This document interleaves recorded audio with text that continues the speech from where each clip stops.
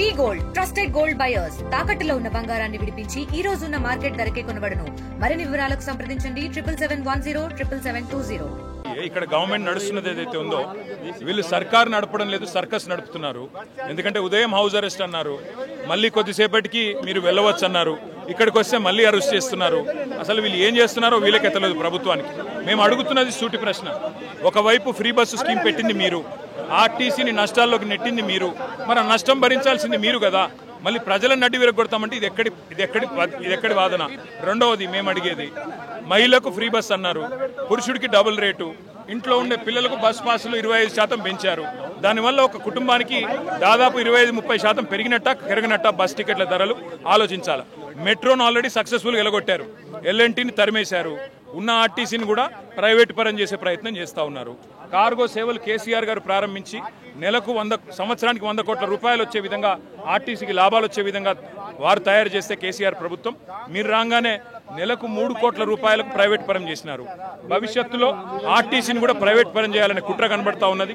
ఎల్ఎన్టీని ఎలగొట్టినట్టే metro నుండి అల్టిమేట్గా ఇటు మెట్రో లేకుండా అటు ఆర్టీసీ లేకుండా చేసి మొత్తం ప్రైవేట్ పరం చేసి ప్రజల నడ్డి విరగొట్టే ప్రయత్నం ప్రభుత్వం చేస్తున్నట్టుగా కనబడతా ఉన్నది.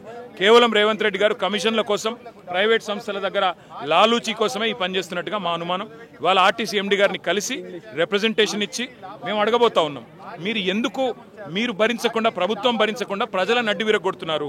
ఏం అవసరం వచ్చింది? ఫ్రీ బస్ అంటున్నారు, మరి ఆ ఫ్రీ బస్సును పెంచండి, మహిళలకు సీట్లు దొరికేటట్టు చేయండి, ఏసీ బస్సులకు విస్తరించండి, బస్సుల సంఖ్య పెంచండి. మేము దాన్ని వ్యతిరేకించట్లేదు. అట్ ద సేమ్ టైం ప్రజా రవాణా ప్రపంచవ్యాప్తంగా నష్టాల్లోనే ఉంది.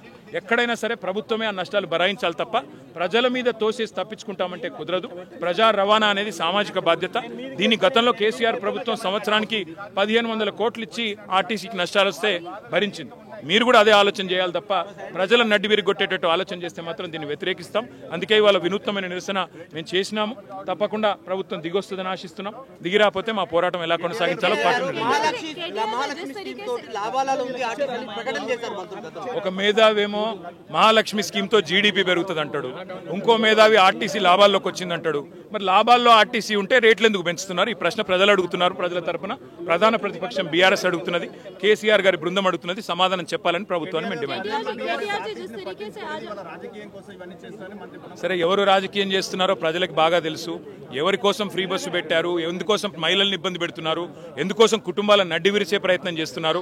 మహిళకు ఫ్రీ బస్సు అంటే కుడి చేత్తో ఇచ్చినట్టు, మళ్ళీ ఎడం చేత్తో పురుషుడికి డబుల్ రేటు, ఇంట్లో ఉండే పిల్లలకు 25-30% మరి ఇంకా రేట్లు పెంపు. దీనివల్ల కుటుంబానికి లాభమా నష్టమా ఈ ప్రభుత్వం ఆలోచించాలి, ప్రజలు ఆలోచించాలి. ఇవాళ మహిళలే అడుగుతున్నారు.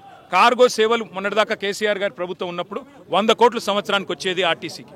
అలాంటి దాన్ని ప్రైవేట్ పరం చేసి నెలకు 3 కోట్ల కంటే 3వ వంతుకే ప్రైవేటులో కట్టబెట్టినారు. ఎవరికి లాభమైంది? బస్సు డిపోలు అమ్ముతున్నారు. అట్లాగే ఇవాళ ఆర్టీసీని ప్రైవేట్ పరం చేసే ప్రయత్నం చేస్తున్నారు. ఆర్టీసీ కార్మికులకు కూడా అన్యాయం చేస్తున్నారు. కేసీఆర్ గారు ఆర్టీసీ కార్మికులను ప్రభుత్వ ఉద్యోగులుగా గుర్తిస్తూ జీవో ఇచ్చారు, కేబినెట్లో తీర్మానం చేశారు. మీరు అపాయింటెడ్ డే ఇవ్వట్లేదు, వాళ్ళకి పీఆర్సీలు ఇవ్వట్లేదు, వాళ్ళకి ఇచ్చిన ఏ ఒక్క హామీ నిలబెట్టుకోవట్లేదు. వాళ్ళ యూనియన్లకు అవకాశం ఇస్తాం, ఇది ప్రజాపాలన అన్నారు. మరి ఎక్కడ పోయిన యూనియన్లు ఈరోజు? అందుకే ఇవాళ ఆర్టీసీ కార్మికుల తరపున ప్రైవేట్ పరం చేయవద్దని, అట్లాగే ప్రజల తరపున ప్రజల మీద భారం వేయవద్దని. ఆల్రెడీ రేవంత్ రెడ్డి ప్రభుత్వం వచ్చిన తర్వాత రాష్ట్ర ఆర్థిక పరిస్థితి ఇప్పటికే చాలా దారుణంగా ఉంది.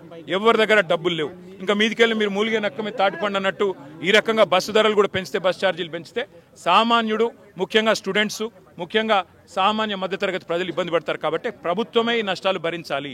ప్రజా రవాణా సామాజిక బాధ్యత. మీరే భరించి, మీరే ఆలోచించి, మీరే తీసుకొచ్చిన స్కీమ్ను విజయవంతంగా విస్తరించండి, దాన్ని మేము స్వాగతిస్తాం. కానీ నష్టాలు ప్రభుత్వం భరించాలి తప్ప ప్రజల మీద తోయొద్దు అనేది మా ప్రధానమైన డిమాండ్. మరి ప్రభుత్వం దీనికి సమాధానం చెప్పాలి, రోల్ బ్యాక్ చేయాలి. ఆ డిమాండ్ తోనే బస్ భవన్కి వచ్చాం. ప్రభుత్వం స్పందిస్తుందని ఆశిస్తున్నాం. The transport minister is also in his own controversy. And the transport minister, unfortunately, has no respect for his own cabinet colleague. So I don't expect much from him in terms of respect for the common man and common citizen of Telangana. All I have to say is the government has to answer. It is your decision to implement free bus. Why are you now saying that the RTC is in losses? Because you were the same party and same government that was claiming that RTC is in profits because of the free bus scheme. Now, there can't be a contradiction. You can't be hunting with the hounds and running with the hares. That's not how this works. You have to answer the people of Telangana as to why you have jacked up the prices of RTC, why you are hurting the common man. यही है क्या आपका innovative thinking? आप कहते हो एक तरफ कि RTC फ्री है विमेन के लिए, बट अगर वहीं पे उसी घर में जो पुरुष है उसके लिए डबल रेट कर देते हो और जो घर में बच्चा है उसका भी अगर बस पास 25% बढ़ता है तो ये कहाँ की नीति है, कहाँ की रीति है। इसीलिए हम पूछना चाहते हैं गवर्नमेंट से, पब्लिक इंटरेस्ट में आपको इस सोशल ऑब्लिगेशन के जरिए लेना चाहिए और जो भी नुकसान है आरटीसी का आपको उठाना चाहिए। आवाम पे इसका जिम्मेदारी नहीं डालना चाहिए, बोझ नहीं डालना चाहिए। తెలుగులో న్యూస్ కి ఫాస్టెస్ట్ యాప్ ఇప్పుడు టోటలీ న్యూ అవతార్లో జస్ట్ 5 సెకండ్స్ లో కంప్లీట్ న్యూస్, సోషల్ మీడియాలో ట్రెండ్స్ కి one stop solution, live TV app, voice search option తో ఇప్పుడే డౌన్లోడ్ చేయండి లేదా అప్డేట్ అయిపోండి. యాప్ లింక్ డిస్క్రిప్షన్ లో ఉంది.